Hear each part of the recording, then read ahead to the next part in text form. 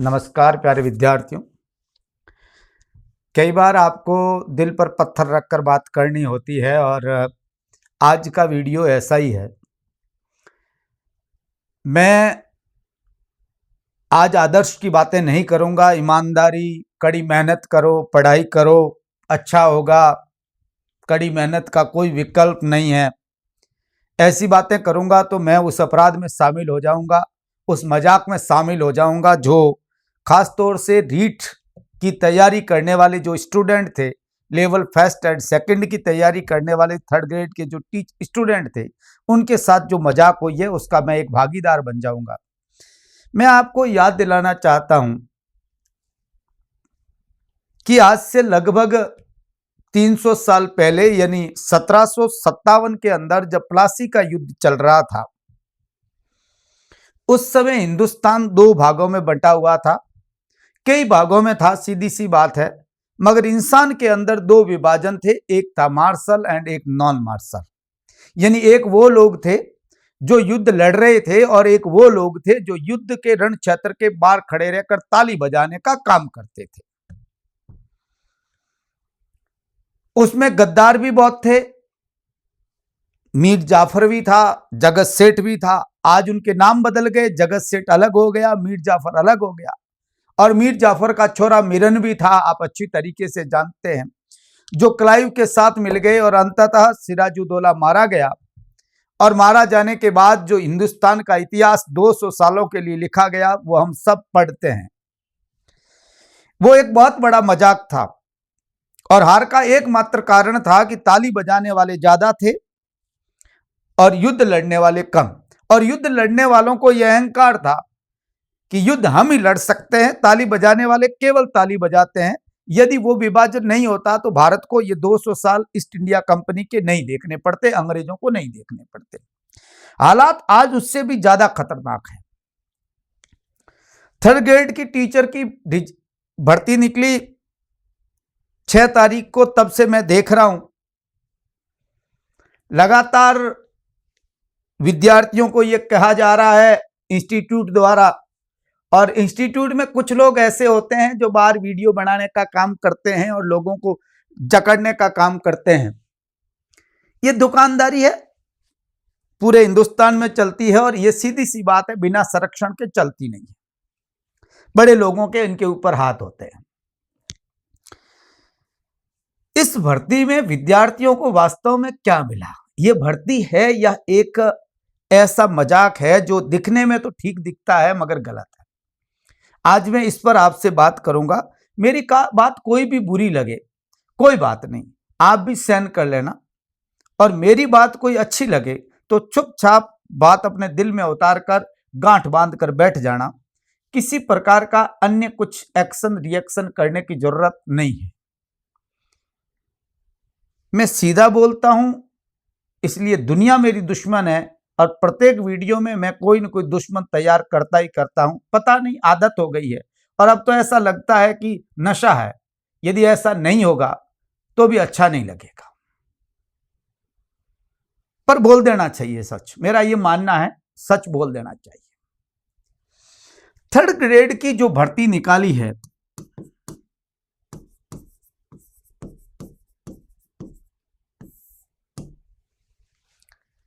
राजस्थान कर्मचारी चयन बोर्ड जयपुर द्वारा, इसमें एक L1 की भर्ती निकली। मैं ज्यादा कोई आपसे इसमें कोई उलझाने की बात ही नहीं करूंगा, और मुझे पता है भर्ती आपके पास है, योग्यता आप सब जानते हैं, पोस्ट आप सब जानते हैं कितनी आई है। ये कोई मेरे कहने की जरूरत नहीं है, ऐसे बहुत सारे लोग आपसे बात कर रहे हैं और ऐसा करने के लिए पूरा मार्केट है, तो मैं इस पर बात ही नहीं करूंगा। दूसरी है L2 की। L2 L1 क्या है, इट्स क्लियर। इसके अंदर जो भर्ती निकली है वो संस्कृत विभाग की भी है और संस्कृत विभाग के साथ में सामान्य शिक्षा की भी है। और इसमें जो भर्ती निकली है केवल संस्कृत विभाग की निकली है, सामान्य शिक्षा विभाग की नहीं निकली है। सीधी सी बात है, समझाने के लिए बात यह है।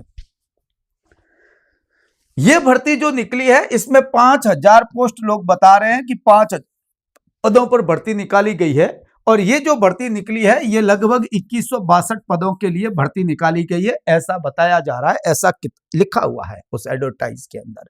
बताने से ज्यादा तो बात खास ये है, ये जो भर्ती निकली है सामान्य की 5000 की, ये 5000 है, और ये मेरे ख्याल से संस्कृत शिक्षा की जो भर्ती है वो लगभग 650 या 630 के आसपास की ये है। इस सामान्य 630 में से विद्यार्थियों 187 तो वो हैं जो केवल और केवल संस्कृत से वरिष्ठ उपाध्याय किया है या शास्त्रीय किया है, वो भर सकते हैं, और जो बाकी सीटें हैं वो सामान्य वाले भी भर सकते हैं, उसके लिए उन्हें अलग से फॉर्म भरने की जरूरत नहीं है। 489 के लिए वो अलग, जो 449 है उसके लिए मेरे ख्याल से वो अलग से कर सकते हैं। ऐसी कोई पोस्ट है लगभग, है ना, इतनी पोस्ट इसमें आई हुई है। 5000 में विद्यार्थियों 4500 पोस्टें वो है जो गैर अनुसूचित क्षेत्र के लिए हैं, अर्थात वो हमारे लिए हैं।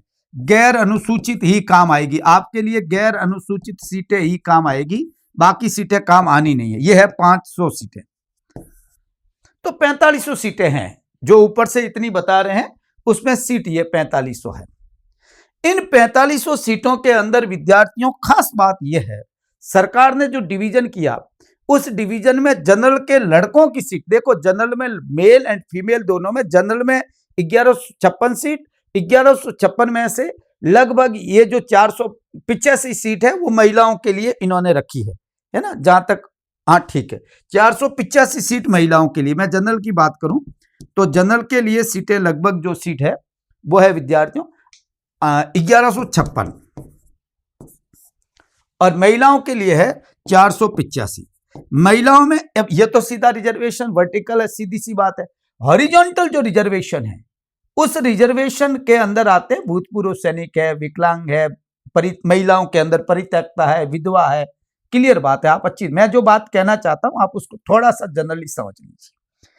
इन सीट में विद्यार्थियों कुछ सीटें भूतपूर्व सैनिकों के लिए रिजर्व कर दी गई, सीधी सी बात है, हर जगह रहेगा। भूतपूर्व सैनिकों का मतलब है जनरल की सीट में जनरल का भूतपूर्व सैनिक आएगा, ठीक है। ईडब्ल्यूएस में जैसे ईडब्ल्यूएस में रिजर्वेशन है, तो ईडब्ल्यूएस में इन्होंने क्या कर दिया कि 300 इस सीटों में 316 सीटें तो निकाल दी इन्होंने, भूतपूर्व सैनिकों को दे दी, और 131 भूतपूर्व सैनिकों को दे दी, और ये सीटें पीछे वाली उनको और दे दी।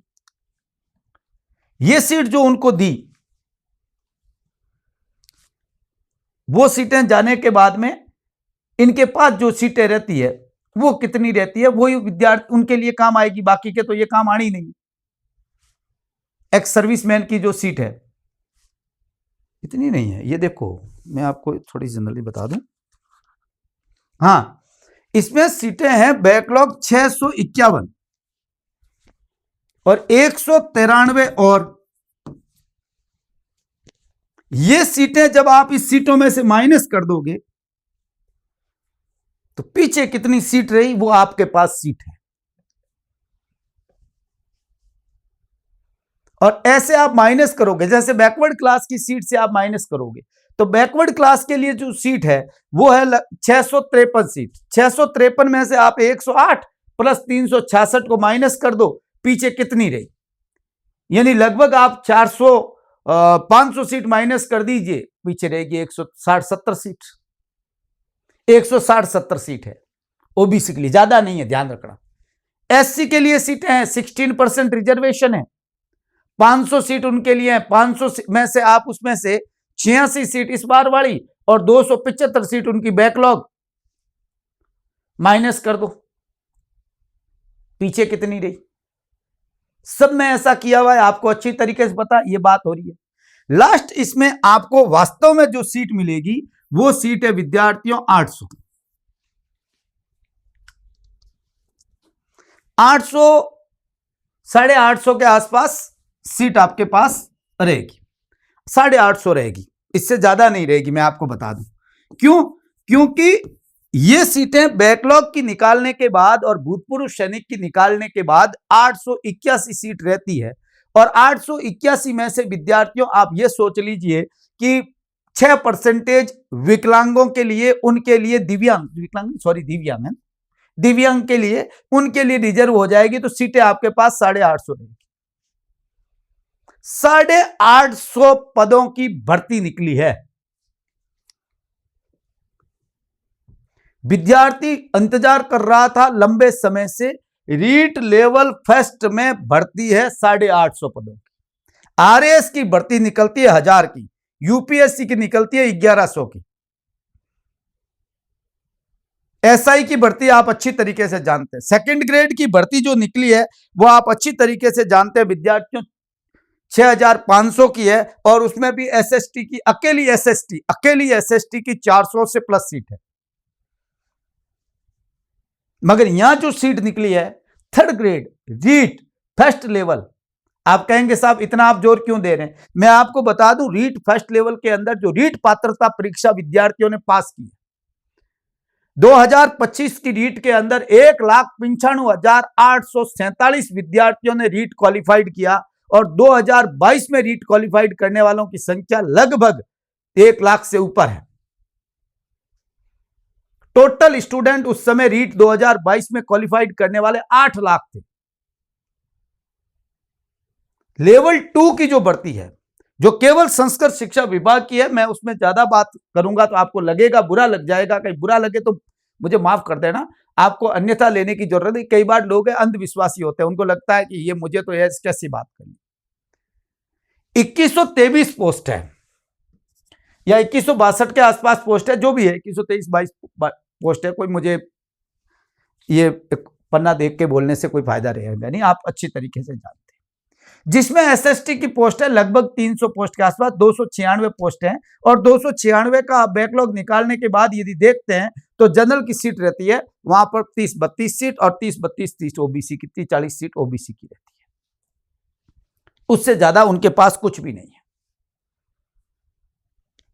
ये कोई मैं नहीं कह रहा हूं, ये आपको अच्छी तरीके से पता है कि रीट सेकंड लेवल की स्थिति क्या है और कितनी पोस्ट। एसएसटी की 272 सीट है, 272 में से आप देख लीजिए जनरल की 70 सीट मेल की है, मेल में से 12 माइनस कर दीजिए, 70 में से 12 माइनस करोगे, पीछे सीटें कितनी रहेगी? 58 सीट। एससी की सीट है 31 सीट है, 5 माइनस कर दो, भूतपूर्व सैनिक की। ओबीसी की 40 सीट है, 7 माइनस कर दो, 33 सीट। ईडब्ल्यूएस की 19 सीट है, 3 माइनस कर दो, 16 सीट। ये भर्ती है। रीट करने वाले लोग कितने हैं सेकंड लेवल में?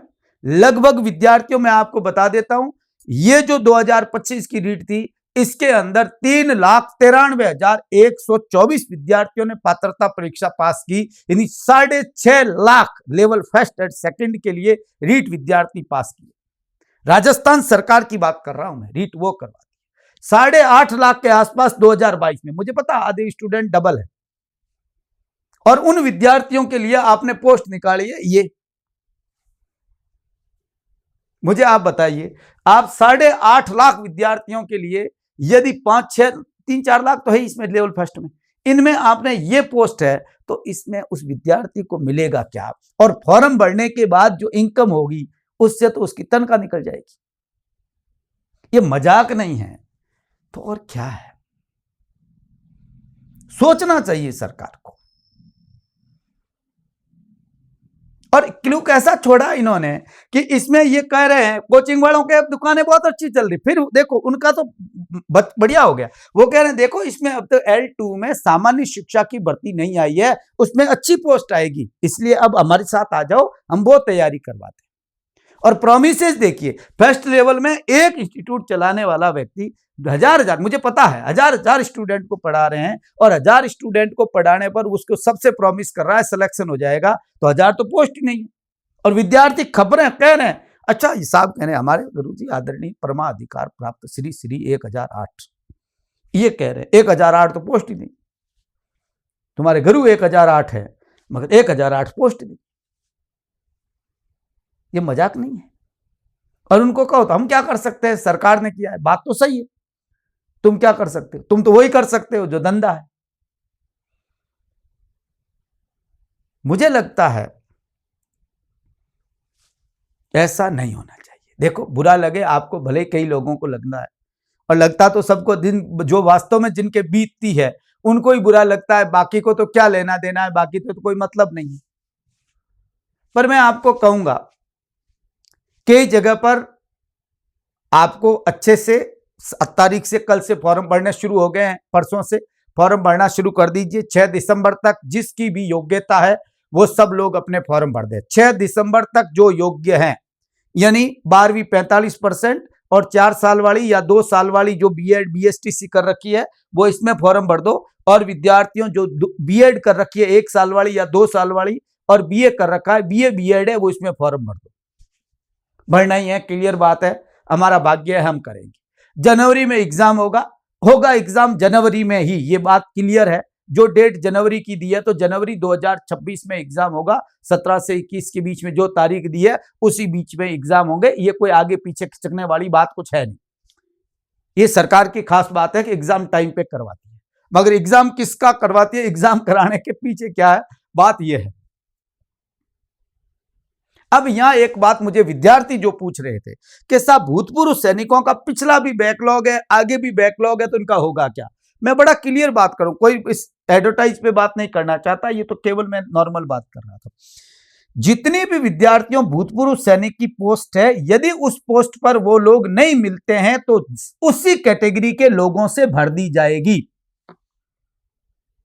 उसी कैटेगरी के लोगों से भर दी जाएगी। अर्थात जैसे भूतपूर्व सैनिक की पोस्ट है और भूतपूर्व सैनिक का जैसे ओबीसी में 108 और 366 ये सीटें हैं, इन्हीं लगभग आप ये सोच लीजिए कि 474 सीट है और 474 सीट पे मान लीजिए ओबीसी वाला नहीं मिलता है, सैनिक भूतपूर्व फौजी इतने नहीं होते हैं, तो विद्यार्थियों सामान्य मेरिट जो है, सामान्य मतलब ओबीसी की मेरिट है ना, उसी कैटेगरी की मेरिट उससे भर देंगे।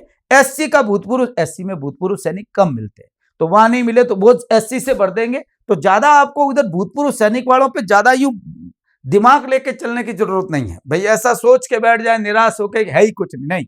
हमें हमारे भाग्य पर भी कुछ चीजें जो हाथ में नहीं है वो खुदा पे छोड़ दें और जो हाथ में है वो हम करें, मेरा ये मानना है। और हम क्या कर सकते हैं मुझे बताइए। तो हमें ध्यान देना चाहिए, वो सीटें सामान्य से भरेगी और मेरा ये मानना है कि इतने सैनिक होंगे नहीं, ये भूतपूर्व फौजियों के लिए ही भर्ती है। भूतपूर्व फौजियों की संख्या नहीं मिली तो आपको फायदा हो जाएगा, मैं कहना ये चाह रहा हूं। बस ध्यान ये रखना, योग्य होना चाहिए। जो बीएसटीसी कर रहा है, बीएड कर रहा है, वो फॉर्म नहीं भरे। और जो भी विधवा है, परित्यक्ता है, उसको, विधवा है तो वो विधवा का इस तारीख से पहले होनी चाहिए, आपको फॉर्म भरने की तारीख से पहले का होना चाहिए। और विद्यार्थियों यदि परित्यक्ता है तो वो सर्टिफिकेट पहले बना देना चाहिए।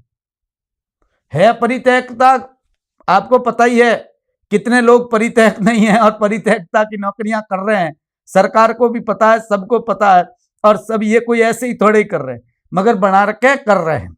जांच करवा दो, बढ़िया, आपको अच्छी तरीके से रोज अखबारों में खबरें आती, पति पत्नी आराम से साथ में रह रहे हैं बढ़िया से। पर जो भी है, हमें उस पर नहीं जाना है, वो मैटर है, वो जैसे खोदेगा वो गिरेगा, सीधी सी बात है, उसमें कोई मतलब नहीं।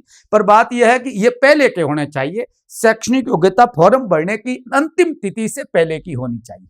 हाँ, संस्कृत शिक्षा में एक खास बात है, वो ये है कि परीक्षा तिथि से पहले की योग्यता, संस्कृत में केवल इन पदों की बात कर रहा हूं, इनके लिए वो एक थोड़ा सा छूट दी है, तो उससे कोई अपने को ज्यादा जाने की जरूरत नहीं है, क्योंकि जनवरी आ गई है और टाइम पर एग्जाम होगा।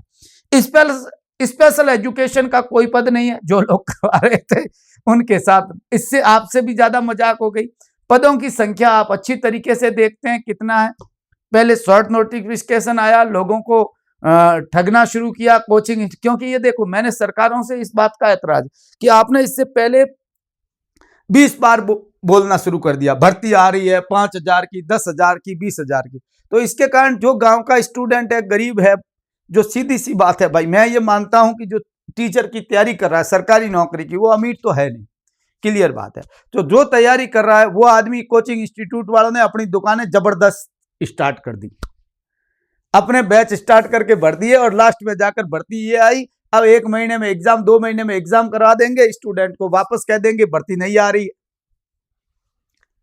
तो मूल उद्देश्य यह है कि ये संस्थाएं चलती रहनी चाहिए, क्योंकि ये रोजगार है या रोजगार नहीं है मुझे नहीं पता, मगर ये दुकानें चले इसमें कोई शक नहीं, और ये चलना जरूरी है। तो एक बात क्लियर हो गई, भूतपूर्व सैनिक की पोस्टें कैसे जाएगी, मेरी ख्याल से कोई प्रॉब्लम नहीं है, कैरी फॉरवर्ड रूल लागू रहेगा, वो पोस्टें आगे जाएगी, मगर ये भर देंगे। इसका मतलब ये नहीं वो पोस्टें खाली नहीं छोड़ेंगे। बहुत अच्छी बात ये है, ठीक है। महिलाओं का रिजर्वेशन जो 50% था, बड़ी बड़ी बातें चल रही थी, वो 30% है, और 30% के अंदर जो परित्यक्ता विधवा का भी रिजर्वेशन है, आप अच्छी तरीके से जानते हैं। रिजर्वेशन जितना भी है टोटल का टोटल विद्यार्थियों भरा जाएगा, वो केवल और केवल राजस्थान का मूल निवासियों को मिलेगा। ईडब्ल्यूएस की छोड़कर सबके सब राजस्थान के ही रहने वाले हैं, उनको ही मिलेगा, चाहे एसटी, एससी, ओबीसी, महिला, विधवा, परित्यक्त, कुछ भी। ये आप ध्यान रखें, एसटी, एससी, ओबीसी का यही रिजर्वेशन मिलेगा, बाहर का नहीं। तो बहुत अच्छे से आपको फॉर्म भरना है, ठीक है। अब बात रही कि कोई व्यक्ति यदि कहीं एग्जाम के अंदर फीस को छोड़कर अन्य प्रकार की छूट लेता है, उम्र में छूट लेता है, रीट की क्वालिफिकेशन में छूट लेता है, या विद्यार्थियों कहीं न कहीं और किसी प्रकार की छूट लेता है, तो उसे जनरल में शामिल नहीं किया जाएगा। भले ही वो पूरे राजस्थान का टॉपर है, उसे उसकी कैटेगरी के अंदर मानते हुए मेरिट बनाई जाएगी।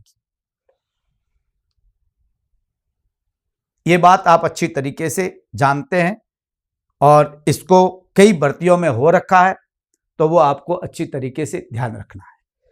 सामान्य शिक्षा की भर्ती आएगी, एसएसटी की मैं ऐसे दावे ये लेवल 2 की मैं ऐसे दावे नहीं करता, मुझे नहीं पता आएगी, और आएगी तो मैंने जब इससे पहले एसएसटी की भर्ती आई थी, और जब 6500 पदों के मेरे ख्याल से वो सेकंड ग्रेड की वो पोस्ट जो थी, उस समय मैंने इनको आपको कहा भी था 6500 पदों की थी वो, और 6500 पदों में 400 एसएसटी की थी, तो कई विद्यार्थी कह रहे थे कम है।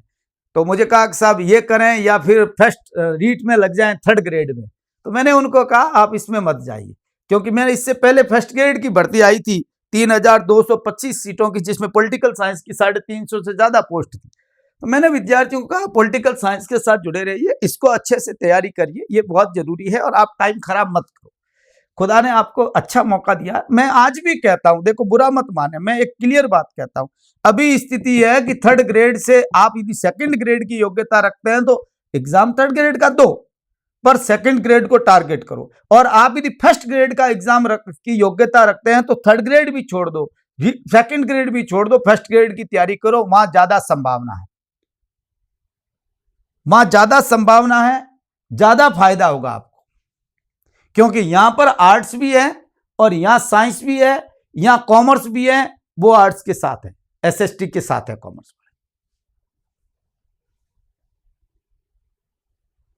तो मेरा तो ये मानना है कि आप यदि फर्स्ट एमए कर रखी है, पीजी किसी सब्जेक्ट में, अपने सब्जेक्ट को टारगेट करके बैठ जाओ, वहां आपको ज्यादा फायदा होगा और आपके लिए अच्छा होगा, और वहां आपको फायदा भी मिलेगा, सिलेक्शन भी हो जाए। फर्स्ट ग्रेड बनना आसान है, थर्ड ग्रेड बनना यहां आप समझ रहे हैं यूपीएससी से भी हार्ड हो चुका है, और पोस्ट हो नहीं तो दिल कहता भी नहीं है, मन कहता भी नहीं है, सीधी सी बात है, इसमें कोई शक भी नहीं।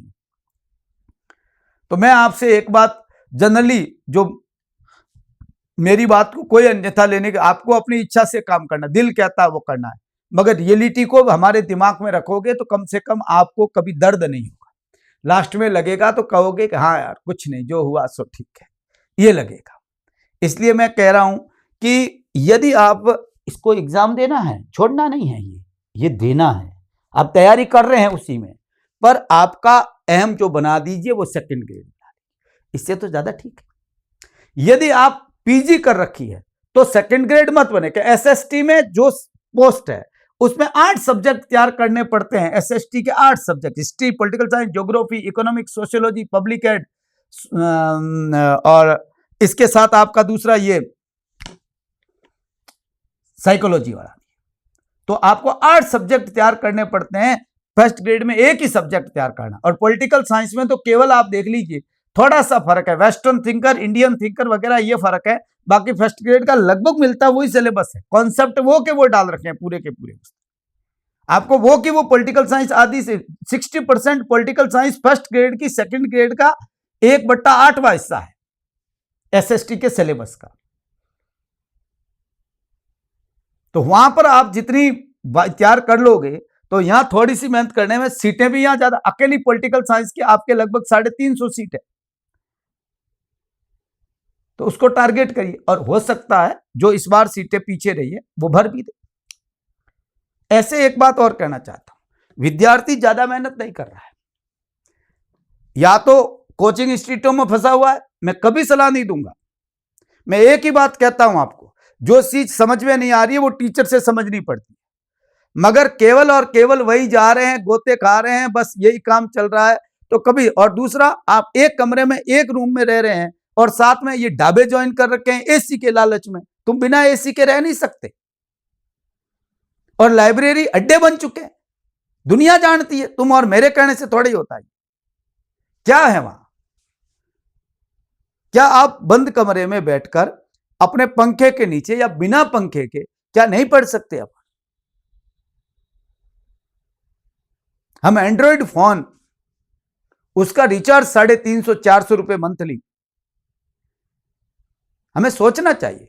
किताबें, आप, मैंने देखा विद्यार्थी 6ठी 7वीं 8वीं की किताबें नहीं पढ़ते, 6ठी 7वीं 8वीं से सीधे सवाल आते। रीट की तैयारी करने वालों को कहना चाहता हूं, अपनी राजस्थान माध्यमिक शिक्षा बोर्ड की 6ठी 7वीं 8वीं की किताब आपने पढ़ी? नहीं पढ़ी, सच्चाई है। तीसरी की नहीं पढ़ी, तीसरी चौथी 5वीं की नहीं पढ़ी आप। तीसरी से लगाकर चौथी 5वीं 6ठी 7वीं 8वीं की किताब पढ़ लीजिए। मैं आपको 100% कहता हूं, उससे बाहर कुछ नहीं जाता, यदि आप थोड़ा सा बढ़िया तरीके से पढ़ते। पर आपको क्या है, इंस्टीट्यूट में जाकर नाटक चुनने, वहां जाकर उन लोगों की बातों को सुनना है, भीड़ में जाना है। एक भी कितने सिलेक्शन होते हैं? सच बताइए आप मुझे, ये आप ईमानदारी से बता दीजिए कि जिन लोगों ने 800 800 900 900 बैच चलाए, एक भी सिलेक्शन हुआ सेकंड ग्रेड में? पिछली भर्ती में हुआ? ईमानदारी से बता दीजिए आप। क्यों? मत टाइम खराब करो। ये ढाबे हैं, कोई है भलाई, मुझे पता है मेरी बात आपको बुरी लगेगी, नीचे गलत कमेंट भी आप कर लोगे, कह दोगे आपने कैसे कह सकते हो, आप भी चलाते हो। मैं नहीं चलाता, मैं केवल स्टूडेंट को कहता हूं कि समझ में नहीं आ रहा, उस टॉपिक को समझ लीजिए, पढ़ लीजिए। मैं एक ही बात कहूंगा आपसे, खुद मेहनत करना सीख लो। मां बाप की गाड़ी कमाई है, एसी की ठंडी हवा में मत उड़ाओ, नहीं तो जिंदगी भर एसी के बाहर लगे हुए, घरों के बाहर लगे हुए पंखे के नीचे बैठकर मसाला बनाना पड़ेगा, मैं आपको बता दूं। इसलिए अपनी थोड़ी सी मेहनत करो। और ये जो लाइब्रेरी आपने कल्चर स्टार्ट की है ना, इसके पीछे का राज मैं बता दूंगा ना, तो आपको लगेगा कि आप इतने मत कहिए सर, मैं सब बोल सकता हूं, मगर मुझे लगता है कि अब आपके दिल में है। आपके एक तो ये बीत चुकी है, ऊपर मैं कहूंगा तो बुरा लग जाएगा। इसलिए मैं एक बात कहूंगा, 6ठी 7वीं 8वीं की किताबें बहुत अच्छे से पढ़िए। तैयारी हमारे को करनी है, एग्जाम हमें देना है, क्लियर बात है, कोई शक नहीं है। किस्मत हमारे साथ है, भाग्य हमारे साथ है, खुदा हमारे साथ है, हमारे माँ बाप की दुआ हमारे साथ है, हमें कोई नहीं रोकेगा।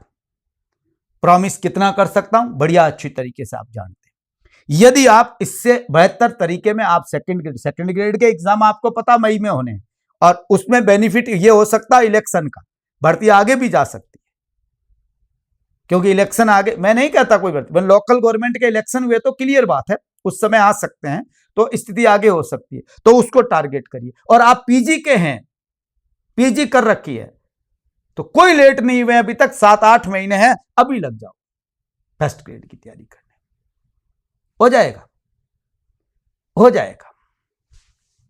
आसान वहां ज्यादा है, और ये आप सब जानते हैं, मेरे कहने से मतलब नहीं, बाकी आपकी मर्जी है। और बहकावे मत आओ, लोग मीठा बोलते हैं, मगर आपको सच बोलने की आदत आप खुद में होनी चाहिए। आप बोलना सीख लो, आपके लिए ज्यादा फायदा रहेगा। जहां कुछ नहीं हो रहा, लिखो ना कुछ नहीं, सर क्यों नाटक कर रहा? क्यों? क्योंकि मैंने सबसे पहले कहा कि प्लासी के युद्ध के रण क्षेत्र के बाहर खड़े रहकर ताली बजाने वाले बनने से बेहतर है कि बिना हथियार के ही युद्ध में उतर जाओ, मर जाएंगे तो शहीद तो कहलाएंगे। मत बजाओ तालियां, लोगों के लिए तालियां मत बजाओ। बहुत बहुत शुभकामनाएं देता हूं। मजाकें, मैं समझ सकता हूं, आपकी भावनाओं को कदर करता हूं, मगर भूतपूर्व सैनिक इतने नहीं मिलेंगे तो आपको फायदा मिल जाएगा उसी कैटेगरी को। ये नजर में रखकर अपन तैयारी करें, अच्छी तैयारी करें। बहुत कम पोस्ट है, बहुत कम। बद्दे मजाक से भी ज्यादा मजाक बुरा मजाक है, बुरे से बुरा मजाक है, बद से बदतर है।